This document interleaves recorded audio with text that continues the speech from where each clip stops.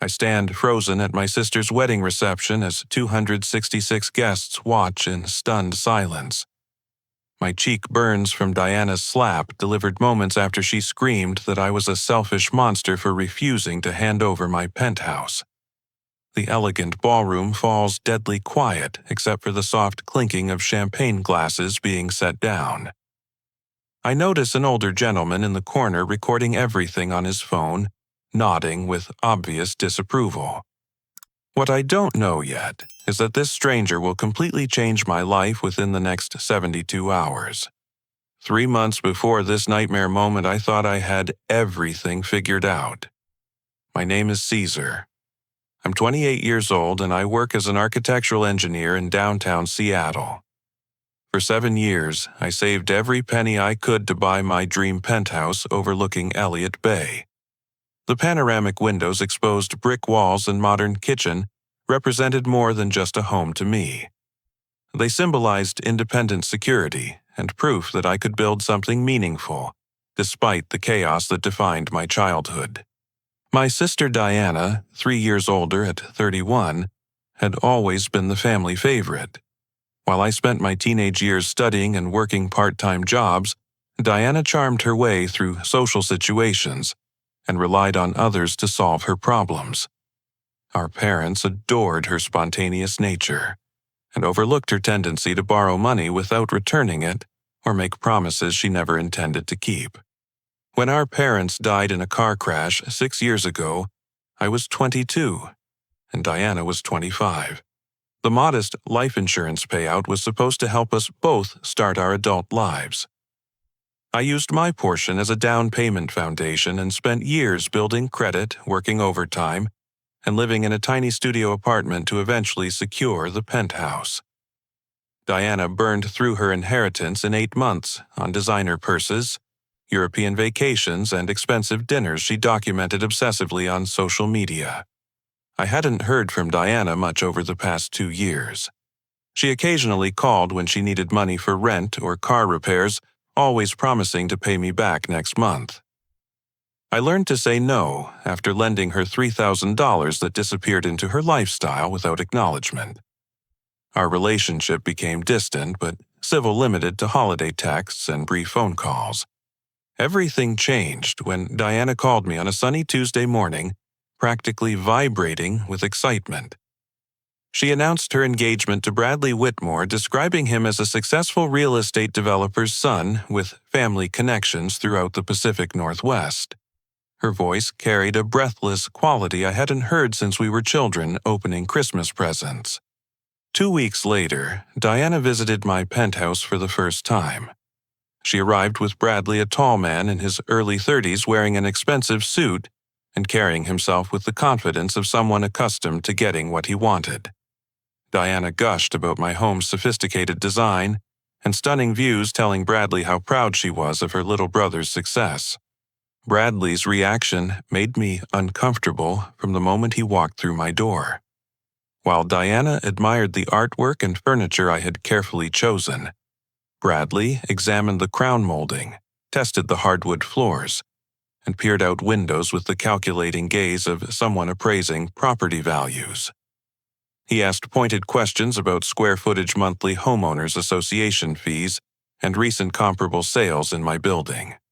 During dinner, Diana steered the conversation toward family traditions and wedding expectations.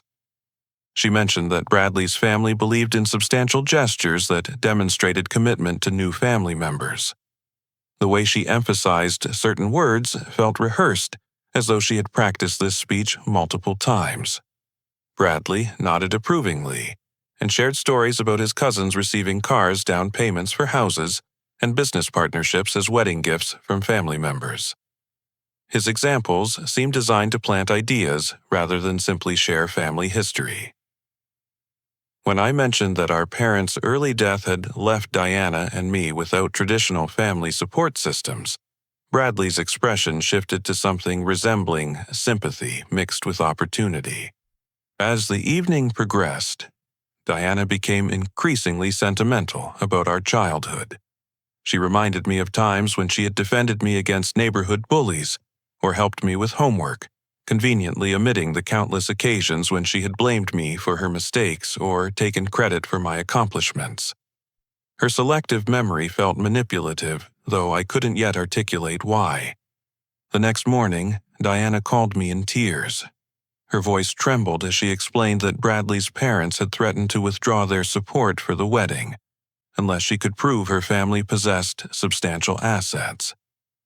She claimed that Bradley's mother had specifically mentioned expecting significant contributions from family members to demonstrate their commitment to the union. Diana begged me to temporarily transfer my penthouse deed into her name, just for the engagement party scheduled for the following month. She promised to transfer everything back immediately afterward, swearing on our parents' memory that this was purely for appearances. Her desperation felt genuine, but something deep in my gut warned me that this request crossed a dangerous line. I told Diana I needed time to think about her proposal. The conversation ended with her sobbing and begging me not to destroy her chance at happiness. As I hung up the phone, I felt the familiar weight of family obligation battling against my instinct for self-preservation. The penthouse represented everything I had worked toward, but Diana was the only family I had left. That night, I couldn't sleep. I walked through my home touching surfaces I had dreamed about owning since college. Every room held memories of the sacrifices I had made to afford this place, skipping meals, to save money working double shifts during holidays, wearing the same clothes for years while saving for the down payment. The idea of risking this security even temporarily felt like betraying everything I had accomplished. Diana's refusal to accept my hesitation launched a campaign of emotional manipulation that would have impressed professional con artists. 3 days after her tearful phone call, I received an invitation to a family dinner at our Aunt Margaret's house. The formal card seemed innocent enough, but I should have recognized Diana's fingerprints on the orchestrated gathering. Aunt Margaret lived in a modest rambler in Tacoma, about an hour south of Seattle.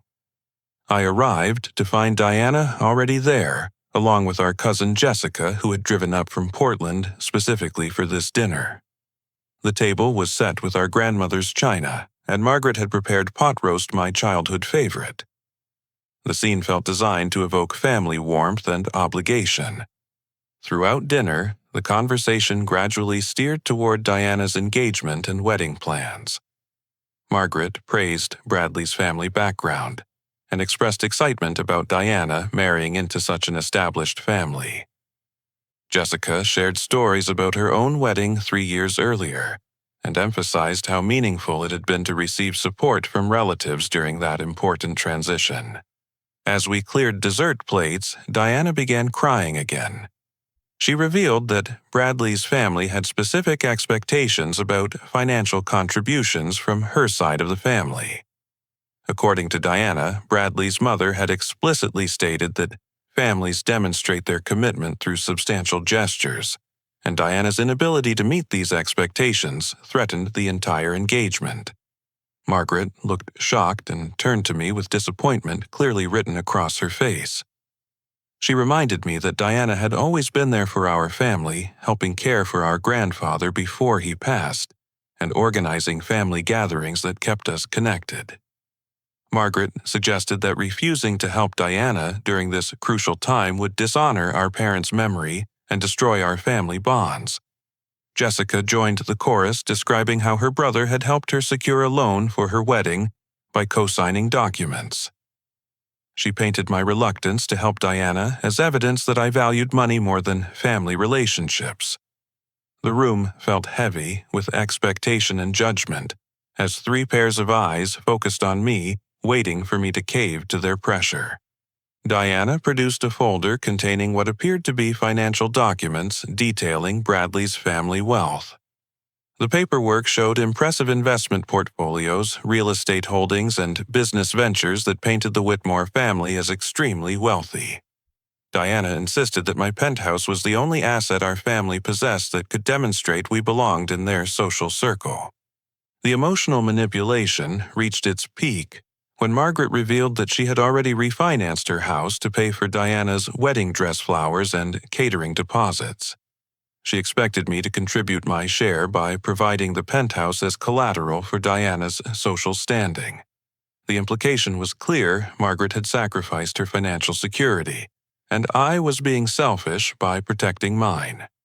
Diana's performance that evening was masterful. She alternated between gratitude for Margaret's sacrifice, desperation about losing Bradley, and heartbreak over my apparent rejection of our family bond. She reminded me that our parents had always taught us to support each other conveniently, forgetting the many times she had taken advantage of my willingness to help without reciprocating. I left Margaret's house feeling guilty and confused, but also increasingly suspicious about Diana's sudden crisis. Something about her story didn't align with my memories of her personality or past behavior. Diana had never been the type to worry about impressing other families or meeting social expectations. Her desperation felt performative rather than genuine. Over the next week, I decided to investigate Diana's claims. I created a fake social media profile and searched for information about Bradley and his family. What I discovered contradicted many of Diana's assertions about their wealth and social status. Bradley's business appeared to be struggling, and his family's lifestyle seemed more modest than the financial documents Diana had shown me. I also noticed that Diana had been posting photos of my penthouse on her social media accounts, tagging them with location markers that made it appear she lived there. Her captions described hosting dinner parties and enjoying city views from her home. These posts had generated dozens of comments from friends expressing amazement at her apparent success and lifestyle upgrade. When I confronted Diana about the misleading social media posts, her response revealed a side of her personality I had never seen before. Instead of apologizing or explaining, she became hostile and defensive. She accused me of spying on her and being jealous of her happiness with Bradley. Her anger felt disproportionate to my reasonable questions about her public misrepresentation of my property. Diana claimed that she had only posted the photos to help establish credibility with Bradley's family, who had been researching our background through social media. She insisted that everything she was doing was necessary to secure their approval, and that my unwillingness to cooperate was sabotaging her future. Feeling overwhelmed by the family pressure and Diana's increasingly erratic behavior, I decided to seek advice from Professor Walsh, my mentor from college, who had become a trusted friend over the years. Professor Walsh had helped guide me through difficult decisions before, and I valued his perspective on complex situations. Professor Walsh listened carefully as I described Diana's request and the family pressure I was experiencing. His response surprised me with its directness and concern. He warned me that financial manipulation within families often escalated beyond the initial request, and suggested that I consult with a lawyer to understand the legal implications of Diana's proposal. Following Professor Walsh's advice, I scheduled a consultation with Lisa Chen, an attorney who specialized in family financial disputes. The meeting was supposed to be confidential, but somehow Diana learned about my legal consultation within 24 hours. Her reaction was swift and intense. Diana arrived at my penthouse the following evening with Bradley in tow. Both of them seemed agitated and confrontational, a stark contrast to their previous charm and desperation. Diana accused me of planning to betray her by involving lawyers in what should have been a simple family matter. Bradley's presence during this confrontation revealed aspects of his personality that had been hidden during our previous dinner. He displayed detailed knowledge about my financial situation that I had never shared with Diana, including information about my inheritance life insurance payouts and property purchase timeline. The specificity of his knowledge suggested that Diana had been sharing my private information without my consent. Bradley presented what he called a business proposal that would supposedly benefit everyone involved. If I transferred the penthouse to Diana temporarily, His development company would offer me a partnership opportunity that could eventually make me much wealthier than I already was. He described vague real estate ventures and investment opportunities that sounded impressive but lacked concrete details.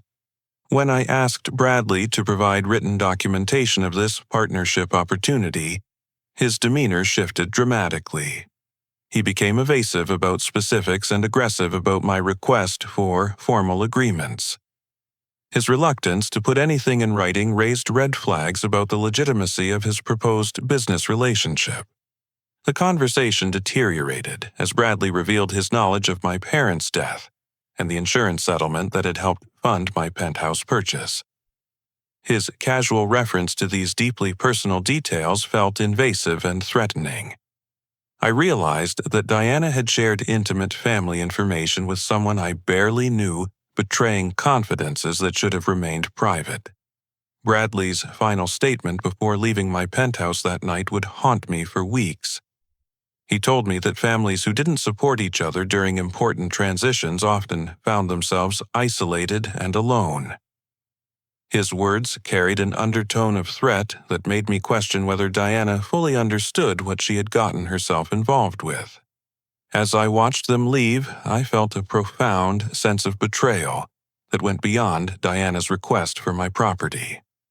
She had violated my privacy, shared my personal information with a stranger, and was now pressuring me to make financial decisions that could jeopardize everything I had worked to build. The sister I thought I knew was revealing herself to be someone I couldn't trust with my most basic security.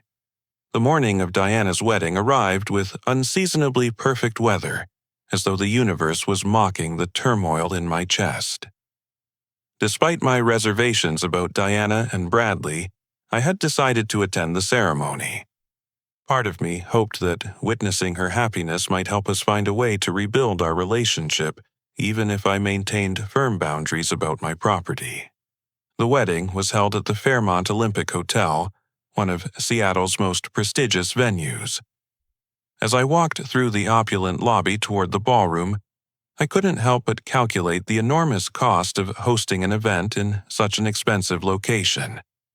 The crystal chandeliers, marble floors, and gold-trimmed fixtures spoke of a budget that far exceeded anything Diana could afford on her own, even with Margaret's financial sacrifice.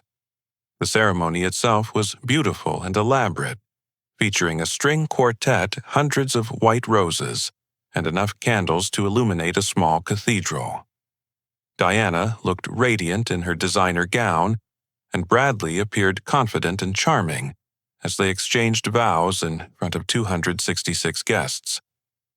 For a moment, I allowed myself to hope that my suspicions had been unfounded, and that Diana truly had found happiness with someone who could provide for her dreams.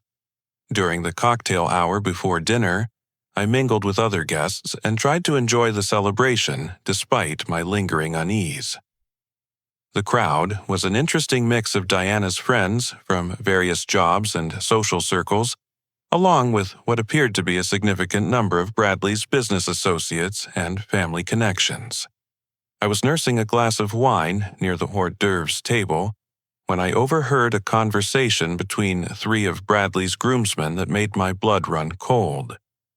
They were discussing Bradley's business plans with casual confidence, mentioning his strategy to flip several properties once he gained access to family assets. One of them joked about Bradley's talent for convincing people to make strategic partnerships that always seemed to benefit Bradley more than his partners. Their conversation suggested that Bradley had been planning to use Diana's family connections to acquire property for his business ventures. The groomsmen spoke about my penthouse, specifically referring to it as Phase 1 of a larger real estate strategy. Their casual discussion of manipulating family relationships for financial gain made me realize that my instincts about Bradley had been correct. As I processed this disturbing information, Diana approached me with a warm smile and nostalgic energy that felt completely disconnected from the reality of our recent conflicts. She hugged me tightly and thanked me for attending, despite our disagreements. Her affection seemed genuine, which made everything more confusing and heartbreaking. Diana began reminiscing about our childhood, sharing memories of building forts in our backyard and protecting each other during our parents' arguments. She painted a picture of sibling loyalty and mutual support that contrasted sharply with her recent behavior. Her words felt like an attempt to rewrite our history and manipulate my emotions before making another attempt to secure my property. As the cocktail hour progressed, Diana gradually transitioned from nostalgia to her current situation. She mentioned feeling overwhelmed by Bradley's family expectations and expressed gratitude for everyone who had supported her during the wedding planning process. Her comments felt like preparation for a more direct appeal. Diana's mood shifted when she began talking about her future with Bradley. She claimed to be pregnant, though something about her announcement felt rehearsed and unconvincing. She described needing stability and security for her growing family, emphasizing how important it was for her to contribute meaningfully to their partnership. I noticed several guests throughout the cocktail hour whom I didn't recognize and who didn't seem connected to Diana's usual social circles. Later, I would learn that these individuals were Bradley's business associates, present specifically to witness what Bradley expected would be my public agreement to transfer my property. Diana's matron of honor, her college friend Sarah, approached me privately during a quiet moment. Sarah had always been one of Diana's more grounded friends, and I respected her perspective.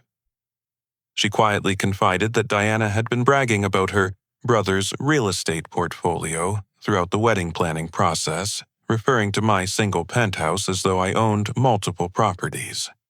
Sarah's revelation confirmed my suspicion that Diana had been misrepresenting my financial situation to Bradley and his family. She had inflated my assets and presented herself as connected to wealth that didn't exist. This deception explained Bradley's intense interest in my property and his confidence about eventually gaining access to it. As dinner service began, I felt increasingly uncomfortable about the elaborate nature of the reception.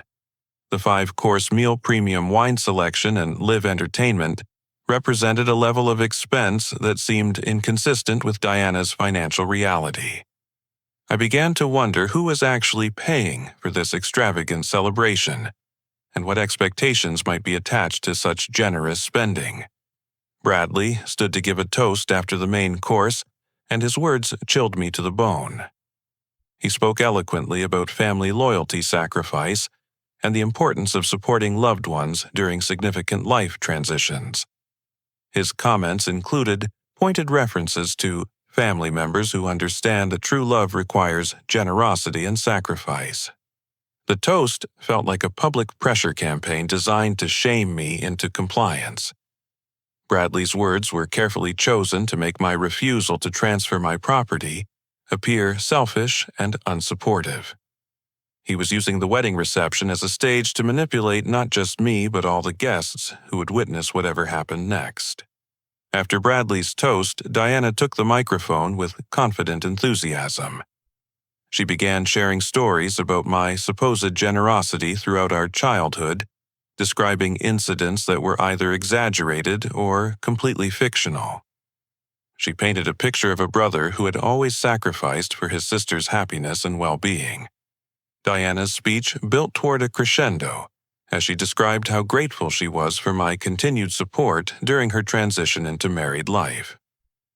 With 266 guests hanging on her every word, she announced that I had graciously agreed to help them start their marriage by sharing my resources to ensure their future security.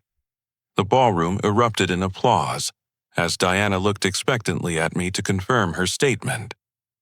In that moment, I realized that this entire evening had been orchestrated as a public pressure campaign. Diana had lied to every guest present, creating a situation where refusing to confirm her false announcement would humiliate both of us in front of everyone we knew. I felt trapped between two impossible choices: confirm Diana's lie and lose my property, or expose her deception and destroy her wedding celebration. The weight of 266 pairs of expectant eyes made the moment feel surreal and nightmarish. Standing slowly, I felt my heart pounding as I realized there was only one honest response I could give. Speaking clearly but calmly, I stated that I had never agreed to any such arrangement. I explained that my penthouse represented years of hard work and my future security, and that I couldn't risk that foundation based on vague promises and family pressure. Diana's expression transformed from confident expectation to shock, then rapidly escalated to fury. Her carefully constructed public image crumbled as she began screaming at me in front of every guest. She called me selfish, heartless, and jealous of her happiness. Her voice carried across the silent ballroom as she accused me of destroying her marriage because I couldn't bear to see her succeed. When I continued to calmly explain that transferring my property would jeopardize my own security, Diana lost complete control. She approached me with rage, distorting her features, and slapped me hard across the face while shouting that I was destroying her marriage out of petty jealousy. The sound of her palm striking my cheek echoed through the deadly silent ballroom. 266 guests sat frozen in shock as Diana continued screaming about my selfishness and cruelty. Her public breakdown revealed the entitled, manipulative person she had become, destroying any sympathy the guests might have felt for her position. As I stood there with my cheek burning and my heart breaking, I noticed an older gentleman in the corner of the ballroom holding up his phone to record the entire confrontation. Unlike the other guests who appeared shocked and uncomfortable, this man was nodding with obvious disapproval and seemed unsurprised by what he was witnessing. I didn't know it yet, but that stranger's recording would change everything about my situation within the next 3 days. The aftermath of Diana's public attack left me feeling exposed and humiliated in ways I had never experienced before. My cheek still stung from her slap, but the emotional pain of realizing how thoroughly my sister had betrayed me cut much deeper than any physical discomfort. I excused myself from the reception and headed toward the hotel's restroom, needing a few minutes to collect my thoughts and decide how to handle the remainder of this nightmarish evening. The bathroom felt like a sanctuary compared to the tension-filled ballroom. I splashed cold water on my face and stared at my reflection in the mirror, trying to process what had just happened. Diana's willingness to physically attack me in front of hundreds of people revealed a level of desperation and entitlement that I had never imagined she possessed. As I was drying my hands, the older gentleman who had been recording the confrontation entered the restroom. He was probably in his early 60s with silver hair, wire-rimmed glasses, and the kind of quiet dignity that suggested professional authority. His expression was serious but not unkind as he approached me. He introduced himself as Judge William Harrison from the King County Superior Court, and my stomach dropped as I realized that a sitting judge had witnessed Diana's public attack on me. I immediately began apologizing for the disruption and embarrassing behavior, assuming that Judge Harrison was disappointed by the unprofessional conduct he had observed. Judge Harrison's response surprised me completely. Instead of expressing disapproval of my behavior, he told me that he was Bradley's estranged uncle, who had attended the wedding reluctantly after pressure from Bradley's mother. He explained that he had been watching the evening's events with growing concern, and that Diana's public demand for my property had confirmed suspicions he had been harboring for months. The judge revealed that he had been quietly investigating Bradley's business practices after receiving several complaints about fraudulent real estate schemes targeting families with valuable assets. Bradley's company had been operating under multiple names and using sophisticated manipulation tactics to convince people to sign over property or invest in non-existent development projects. Judge Harrison showed me photos on his phone that proved Bradley had used similar manipulation tactics on at least 4 other families over the past 2 years. Each case followed a recognizable pattern. Bradley would identify someone with family members who owned valuable property, develop a romantic relationship with that person, then use emotional manipulation and family pressure to gain access to assets. The evidence on Judge Harrison's phone was overwhelming and terrifying. I saw copies of legal documents, bank records, and testimonials from victims who had lost their homes, businesses, and life savings to Bradley's schemes. Each case involved a woman who had been convinced to manipulate her family members into signing fraudulent agreements or transferring property titles. Judge Harrison explained that Diana's public demand for my penthouse combined with Bradley's earlier toast about family loyalty constituted legal evidence of conspiracy to commit fraud. The fact that this manipulation was occurring at their wedding in front of hundreds of witnesses demonstrated the sophisticated and brazen nature of their operation. The judge revealed that he had been building a case against Bradley for months, working with federal investigators who specialized in family-targeted financial fraud. They had been struggling to gather sufficient evidence because Bradley's victims were often too ashamed or emotionally manipulated to report the crimes or testify against their family members. As Judge Harrison shared more details about the investigation, I realized that Bradley had researched my financial background extensively before pursuing Diana. The judge showed me evidence that Bradley's company had accessed my credit reports, property records, and employment information without my knowledge or consent. My relationship with Diana hadn't been a coincidence. It had been a carefully planned target acquisition. The investigation had revealed that Bradley specifically sought out women with brothers or close male relatives who owned valuable real estate. He had developed profiles of potential targets based on social media activity, public record searches, and information gathered from dating websites and social events. Judge Harrison explained that Bradley's business model depended on using emotional manipulation and family pressure to force victims into signing documents they didn't fully understand. The schemes typically involved complex legal language that transferred property ownership while appearing to be temporary loans or partnership agreements. The judge showed me documents proving that Bradley had successfully defrauded 2 families of their homes and 1 family of their small business over the past 18 months. Each case involved a woman who had been convinced to pressure male relatives into signing fraudulent agreements, often during emotionally charged family events like weddings or funerals. As I absorbed this information, I felt a mixture of relief and terror. Relief that my instincts about Bradley had been correct, and that I hadn't fallen for his schemes, but terror at realizing how close I had come to losing everything I had worked to build.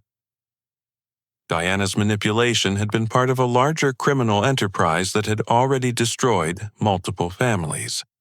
Judge Harrison revealed that he had been recording the wedding reception because he suspected that Bradley would use the event to pressure me into signing documents or making public commitments that could later be used as legal leverage. Diana's attack on me had provided exactly the kind of evidence that prosecutors needed to demonstrate the coercive and threatening nature of Bradley's operation. The judge explained that my public humiliation was actually recorded proof of attempted extortion and conspiracy to commit fraud. Diana's demands for my property delivered in front of witnesses and captured on video constituted evidence that could be used to prosecute both her and Bradley for their crimes. Judge Harrison offered me protection under a witness cooperation program while law enforcement built their case against Bradley's network. He explained that Bradley's associates, who had attended the wedding, were likely there to intimidate me into compliance, and that my safety might be at risk now that I had publicly refused to cooperate with their scheme. The judge revealed that the FBI had been monitoring Bradley's communications for several weeks, and had evidence that he had been planning to pressure me into signing documents during or immediately after the wedding reception. My refusal to transfer my property had disrupted their timeline and likely triggered emergency protocols within their criminal organization. As Judge Harrison prepared to leave the restroom, he handed me his business card and told me that an FBI agent would contact me within 24 hours. He warned me to be extremely careful about any further contact with Diana or Bradley, as they would likely escalate their pressure tactics now that their original plan had failed. Walking back toward the ballroom, I felt as though I was seeing everything with new eyes. The elaborate wedding reception, the expensive venue, the business associates among the guests.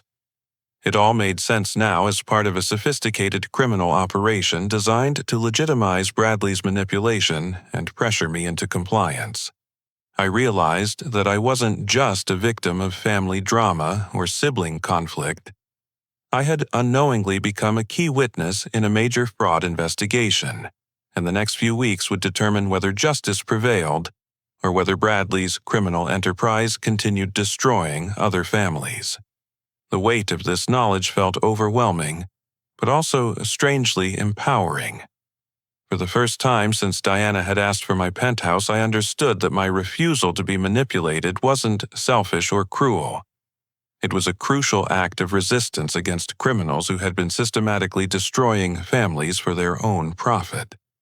The next morning brought a phone call that would shatter any remaining illusions I had about Diana's role in this nightmare. FBI Special Agent Rebecca Martinez introduced herself with professional courtesy but unmistakable urgency. She needed to meet with me immediately to discuss my potential cooperation in a federal investigation that had been developing for over a year. Agent Martinez arrived at my penthouse 2 hours later, carrying a thick folder of evidence that would reveal the true extent of Diana's betrayal. She was a woman in her 40s, with sharp eyes and a direct manner that immediately inspired confidence. Her first words to me were both reassuring and terrifying. I was a victim, not a suspect, but I was also the key to stopping a criminal enterprise that had already destroyed dozens of families. The evidence Agent Martinez showed me painted a picture of Diana that was completely at odds with the sister I thought I knew. Phone records revealed that Diana had been in contact with Bradley for over 15 months long, before their supposed chance meeting at a friend's party. Their relationship had been carefully orchestrated as part of a systematic plan to gain access to my property. Bank records showed that Diana had received regular payments from Bradley's company totaling over $20,000 in what were labeled as consulting fees. These payments coincided with her increased contact with me and her efforts to gather information about my finances, property ownership, and personal vulnerabilities. Agent Martinez explained that Diana had been recruited to identify potential victims within her social networks and family connections. Her job was to research the financial situations of people she knew and report back to Bradley about anyone who owned valuable assets or had access to significant money. The investigation had revealed that Diana attended singles events, support groups, and social gatherings specifically to meet people with family connections to valuable property. She would develop friendships or romantic interests with these individuals, then systematically gather information about their relatives' financial situations. Security footage from my apartment building showed Diana visiting my penthouse with 3 different men over the past year, long before she had introduced me to Bradley. These visits had been reconnaissance missions designed to assess my property's value and identify potential vulnerabilities in my security or financial situation. Agent Martinez showed me copies of detailed reports Diana had written about my daily routines, work schedule, social connections, and emotional triggers. These reports read like intelligence briefings, documenting everything from my relationship with Professor Walsh to my feelings of guilt about our parents' death. The most devastating evidence was a series of recorded phone conversations between Diana and Bradley discussing strategies for manipulating me. These recordings revealed Diana analyzing my personality, identifying my weaknesses, and planning specific approaches designed to maximize emotional pressure while minimizing my ability to seek outside advice. In one particularly painful recording, Diana laughed while describing how she could use our parents' memory to guilt me into compliance. She suggested that appearing desperate and claiming pregnancy would be effective manipulation tactics because I was too decent to call her bluff in public. Agent Martinez revealed that Diana's tears and emotional breakdowns had been carefully choreographed performances designed to create artificial urgency and prevent me from thinking rationally about her requests. Every aspect of her behavior over the past several months had been calculated to manipulate my emotions and overcome my logical objections. The investigation had uncovered evidence that Diana had been sharing my personal information with Bradley's criminal network for over a year. They knew about my inheritance from our parents, my employment history, my credit score, and even my relationship patterns. This information had been used to develop a comprehensive strategy for gaining control over my assets. Medical records subpoenaed as part of the investigation confirmed that Diana's pregnancy claim had been completely false. She had been taking birth control throughout her relationship with Bradley and had never been pregnant. Her emotional appeals about needing stability for her growing family had been pure manipulation designed to exploit my protective instincts. Agent Martinez showed me evidence that Diana had been using our parents' death as a sympathy tool in multiple fraud schemes. She had shared intimate details about our family tragedy with strangers, allowing them to develop emotional manipulation strategies based on our most painful experiences.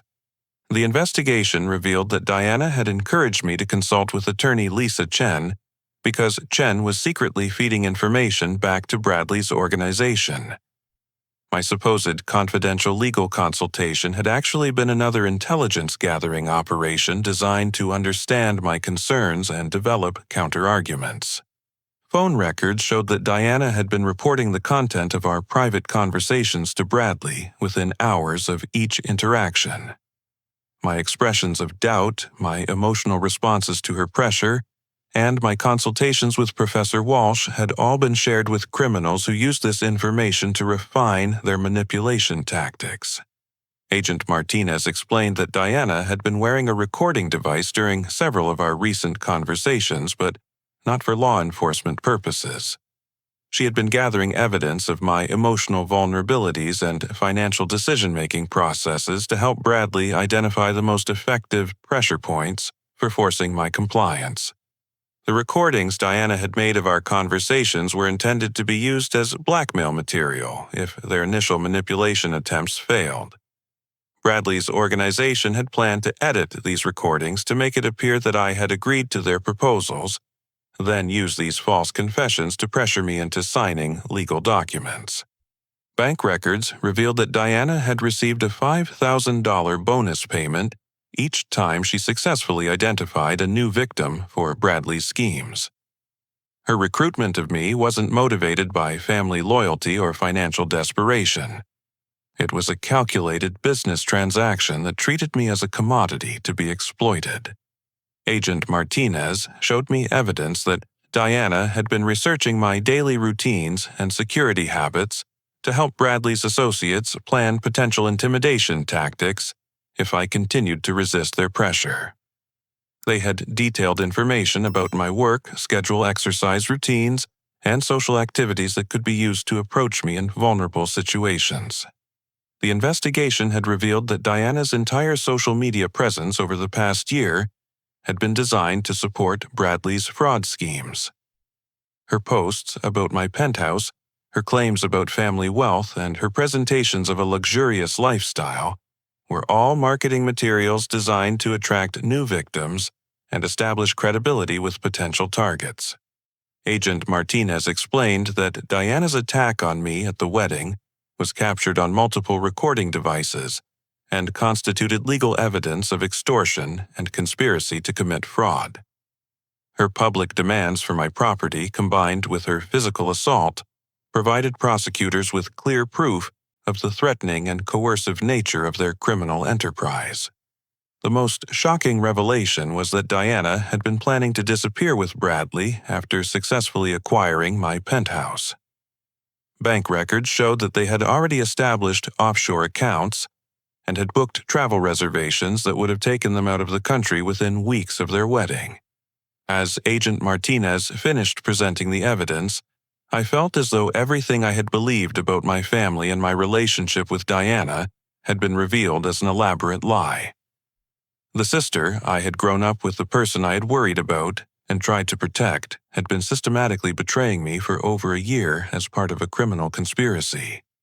The emotional impact of learning about Diana's betrayal was devastating, but it also provided clarity about the manipulation I had been experiencing. Every guilt trip, every appeal to family loyalty, every tearful phone call had been a calculated attack designed to steal everything I had worked to build.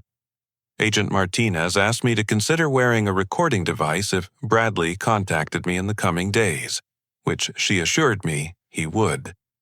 My cooperation could provide the final evidence needed to dismantle his entire criminal network and protect future victims from experiencing the devastation I had narrowly avoided.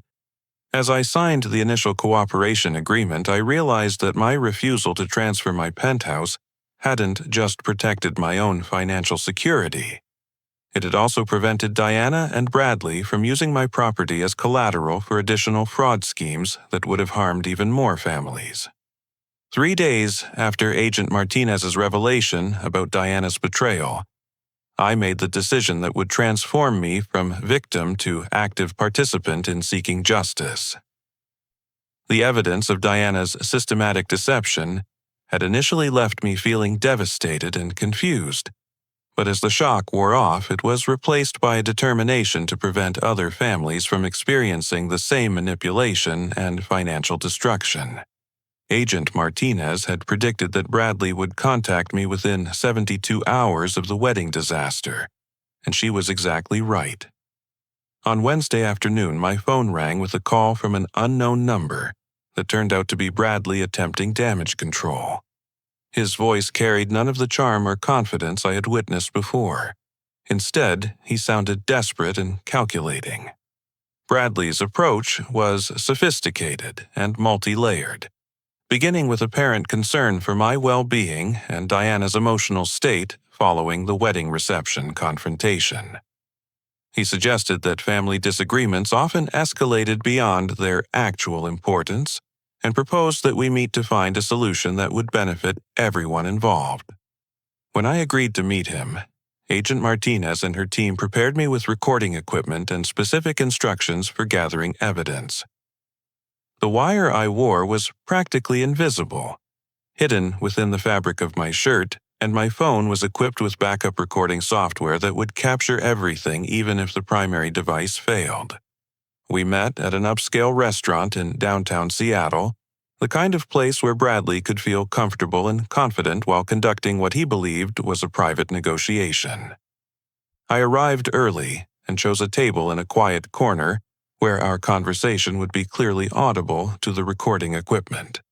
Bradley's demeanor during our meeting revealed aspects of his personality that he had carefully hidden during previous interactions. Without Diana present to maintain the facade of romance and family loyalty, he spoke with the cold calculation of a professional criminal discussing a business transaction. He began by acknowledging that the wedding reception had been emotionally charged, and suggesting that Diana's behavior reflected her stress about family expectations rather than any fundamental conflict between us.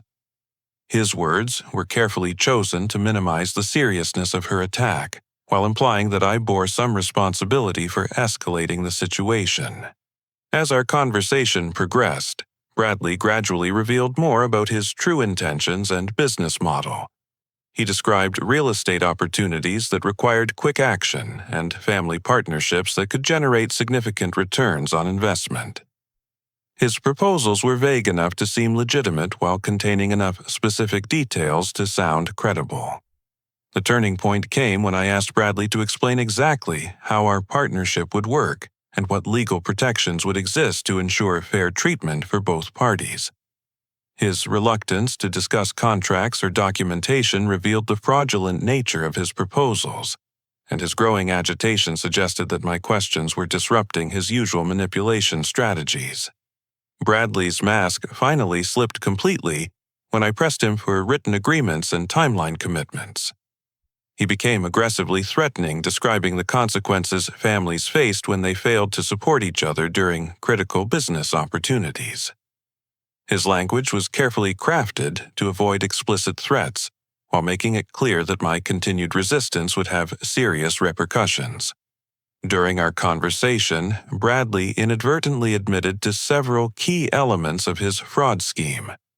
He referenced other families he had worked with, described strategies for convincing family members to sign documents, and revealed his knowledge of legal loopholes that allowed him to maintain ownership of properties even after his initial agreements expired.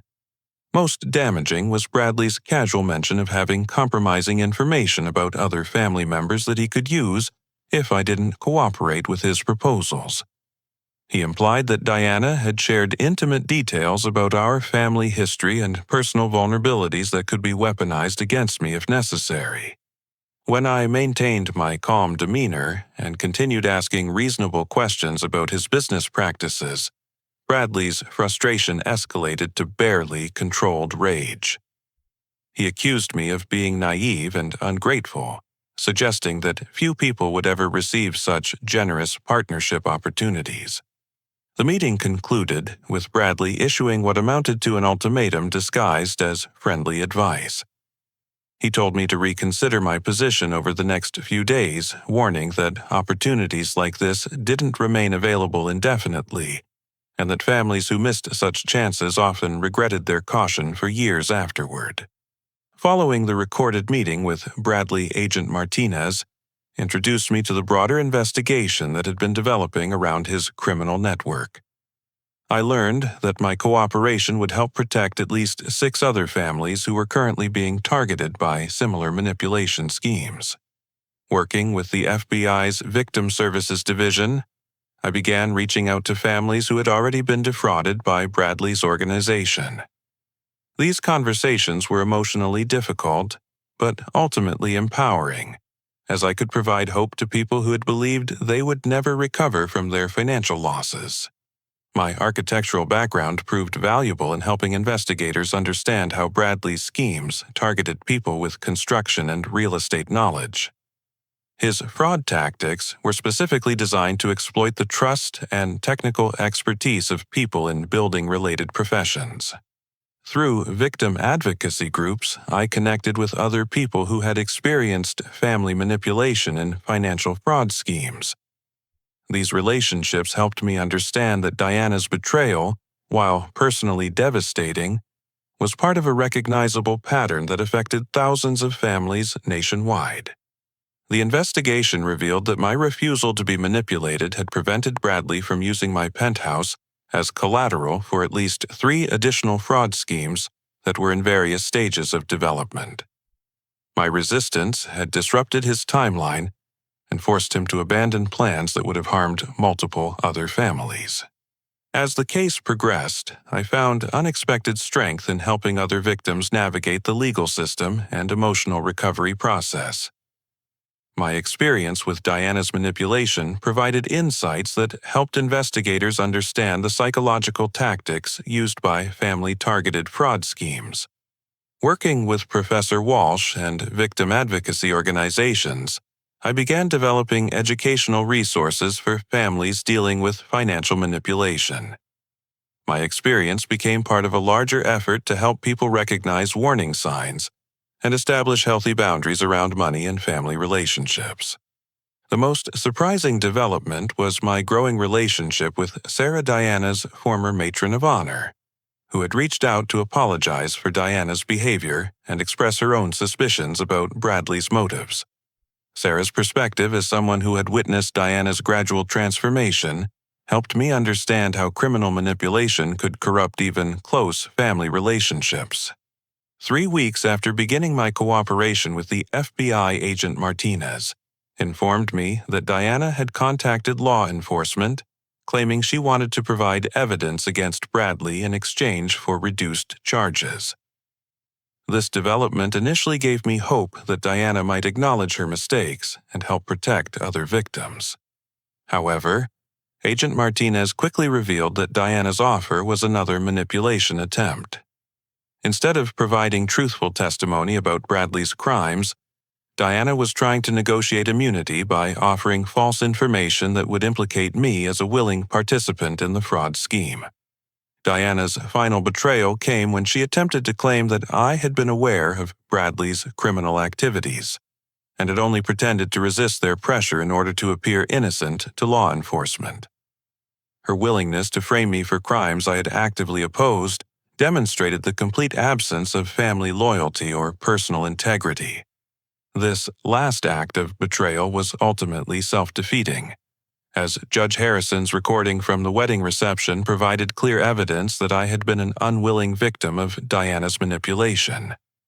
Her attempt to frame me only provided additional evidence of her willingness to lie and manipulate for personal advantage. The investigation concluded with Bradley and Diana both facing multiple federal charges related to conspiracy, fraud, extortion, and racketeering.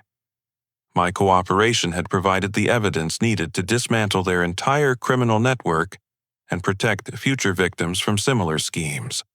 The day Bradley was sentenced to 12 years in federal prison marked the end of a nightmare that had consumed nearly a year of my life.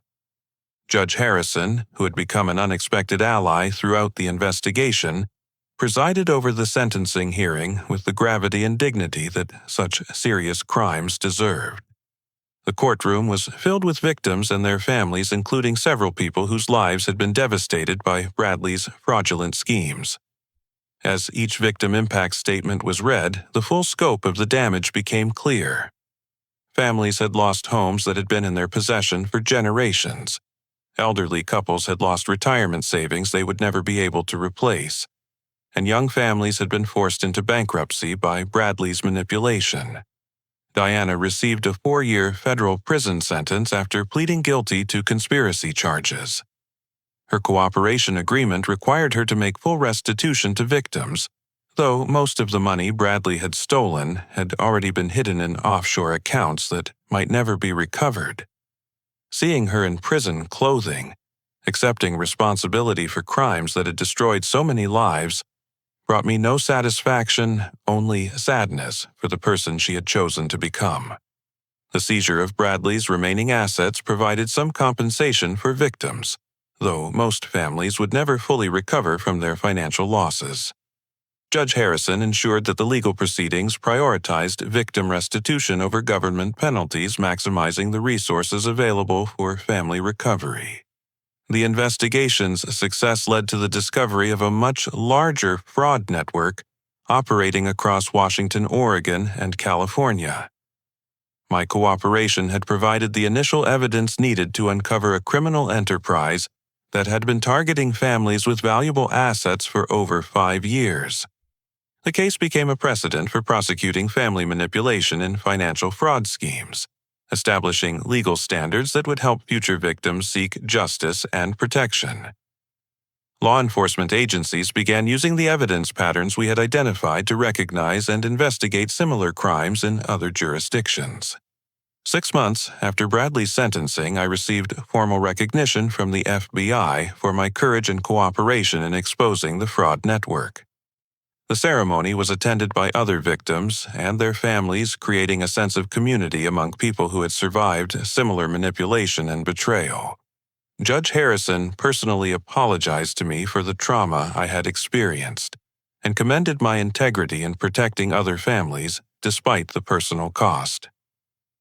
His support throughout the investigation had been crucial in helping me understand that my resistance to Diana's manipulation had been morally justified and legally necessary.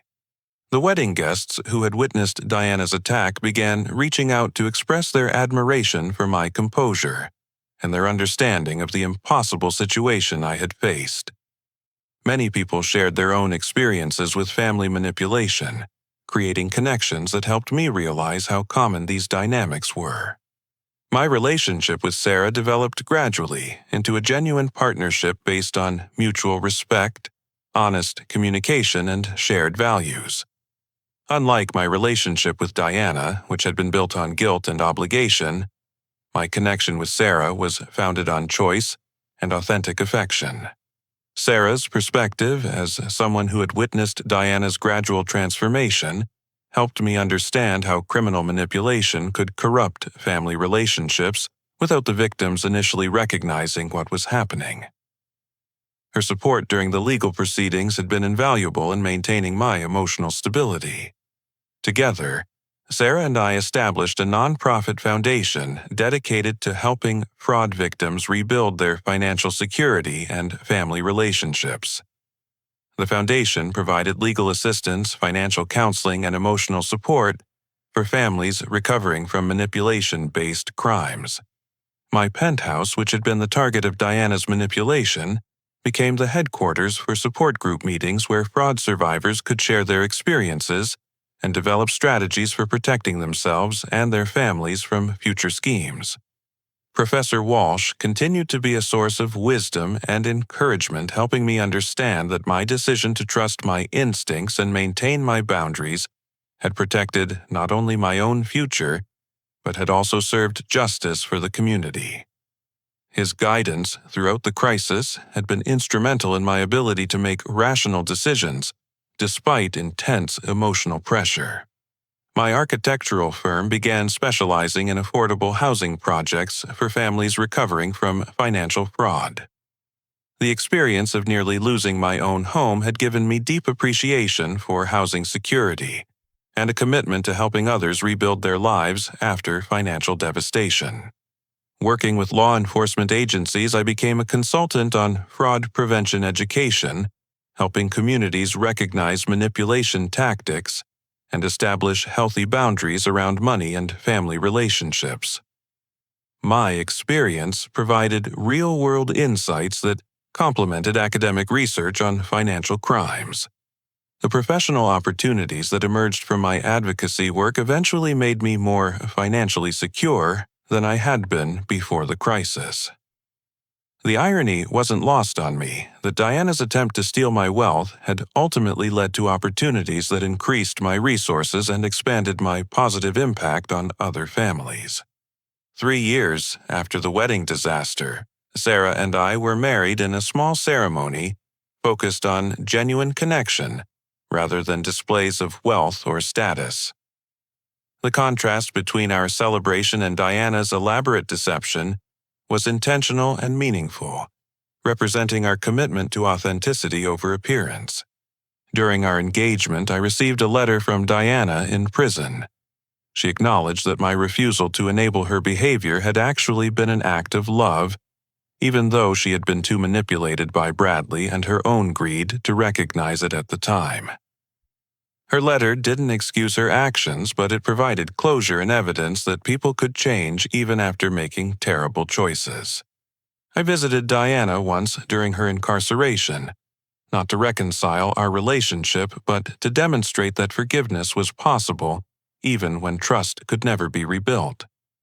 The conversation was difficult but necessary, allowing both of us to move forward with clarity about the boundaries that would exist between us in the future. The foundation Sarah and I established had helped over 200 families recover from financial fraud by the time Diana was released from prison. Our work had prevented countless additional schemes by educating communities about manipulation tactics and helping people establish protective boundaries. On the 5th anniversary of that terrible wedding reception, Sarah and I hosted a Thanksgiving dinner for fraud survivors and their families. My dining room was filled with people who had transformed their trauma into advocacy, creating a community of mutual support and protection. The dinner included families who had lost everything to fraud, but had rebuilt their lives with greater wisdom and stronger relationships. Children who had witnessed their parents' devastation had grown into young adults committed to protecting their own families from similar manipulation. As I looked around the table at these remarkable people, I realized that my refusal to give Diana my penthouse had protected far more than just my own financial security. It had disrupted a criminal network that would have continued destroying families, and it had led to my own transformation from isolated victim to community advocate. The life lesson that emerged from this nightmare was profound and enduring. Protecting your boundaries and trusting your instincts isn't selfish when those boundaries protect not only yourself, but also the people around you from harmful manipulation. Sometimes, the most loving thing you can do for family is refuse to enable their destructive choices. My success came not from revenge against Diana or Bradley, but from building a meaningful life dedicated to protecting others and maintaining authentic relationships. The penthouse that Diana had tried to steal became a symbol of security and community rather than just personal achievement.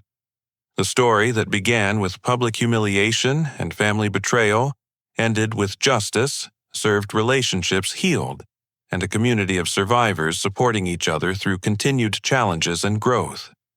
My integrity had been tested in the most painful way possible, but it had ultimately created opportunities to serve others and build something beautiful from the wreckage of manipulation and deceit. Have you ever experienced manipulation from someone you trusted, whether in family relationships or other close connections? How did you recognize the warning signs and what strategies helped you maintain your boundaries while preserving your emotional well-being? I'd love to hear your thoughts and experiences in the comments below. If this story resonated with you, please like this video to help others who might be facing similar family manipulation find these insights. Subscribe for more real-life stories about overcoming betrayal and building authentic relationships. And please share this with anyone who might benefit from understanding how manipulation works and how integrity ultimately prevails over deception. Thank you for listening to my story and for being part of a community that values honesty, boundaries, and mutual support. Remember that protecting yourself from manipulation isn't selfish when it also protects others and upholds justice. Stay strong, trust your instincts, and never be afraid to seek help when family loyalty conflicts with your fundamental safety and security.